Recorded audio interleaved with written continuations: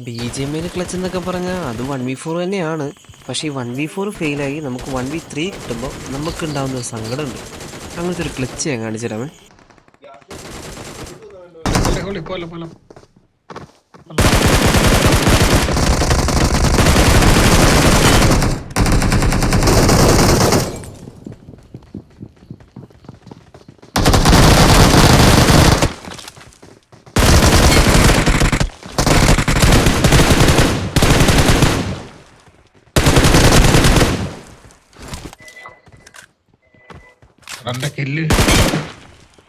okay okay